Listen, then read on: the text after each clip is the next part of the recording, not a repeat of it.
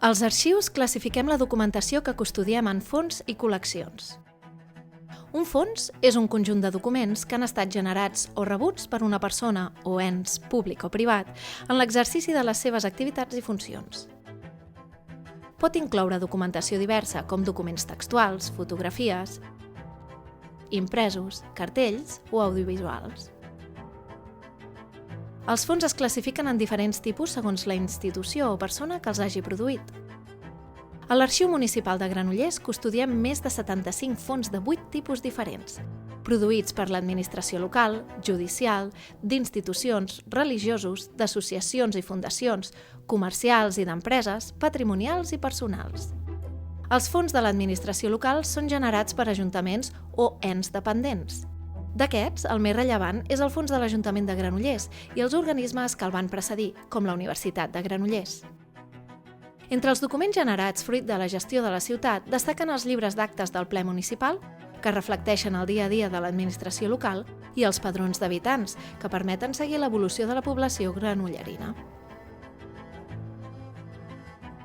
Dins el fons de l'administració local cal destacar també el fons de l'Ajuntament de Palou, que recull tota la documentació generada de l'administració del municipi fins que es va agregar a Granollers l'any 1928.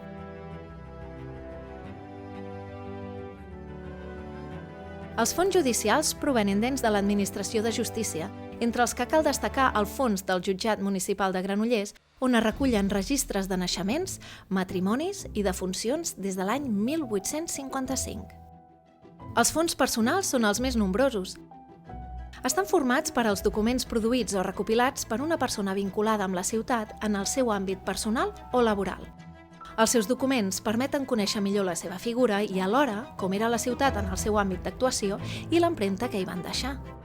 Una mostra d'aquests fons és el d'Antoni Jonc, zoòleg i farmacèutic, on es poden consultar documents de la seva trajectòria laboral com a director del Zoo de Barcelona i del Museu de Granollers.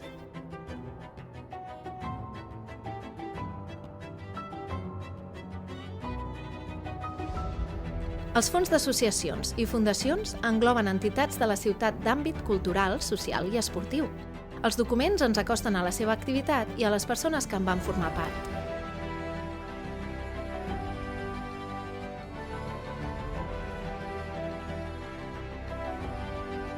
Un d'aquests fons és el de la Societat Coral Amics de la Unió, que conté fotografies, impresos, documents, revistes i partitures d'aquesta entitat amb una trajectòria tan dilatada a la ciutat.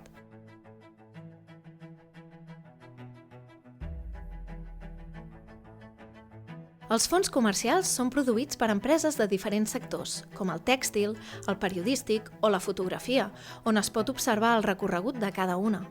El més extens d'aquest tipus és el de la fàbrica tèxtil Roca Humbert, que engloba documents de producció, mostres de teixits, gestió de personal, maquinària i comptabilitat.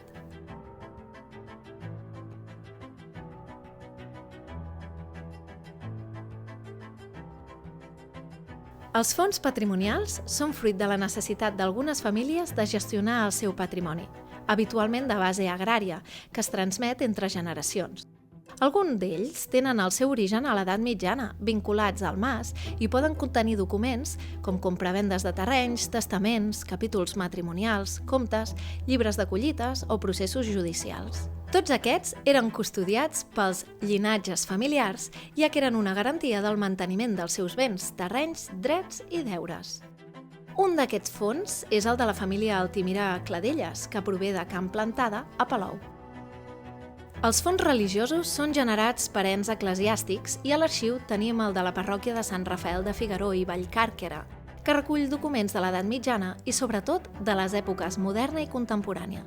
Fonamentalment s'hi poden trobar comunicacions amb el bisbat i l'administració interna de la parròquia.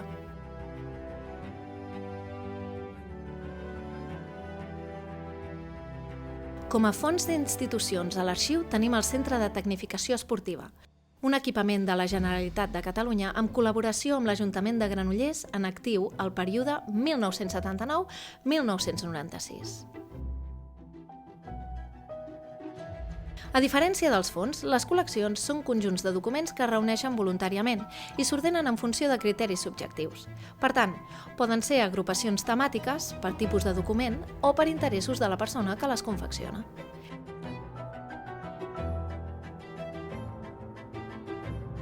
A l'arxiu disposem de més de 10 col·leccions, com la de premsa i butlletins, monografies, documents sonors o de programes de mà de cinema.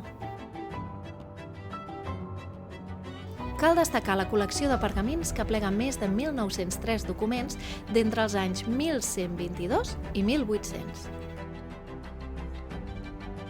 La col·lecció d'impresos i cartells és una recopilació de material gràfic en diversos formats d'àmbit artístic, musical, esportiu, polític i social. Organitzant els documents en fons i col·leccions, els tractem en el seu context per poder-los comprendre millor.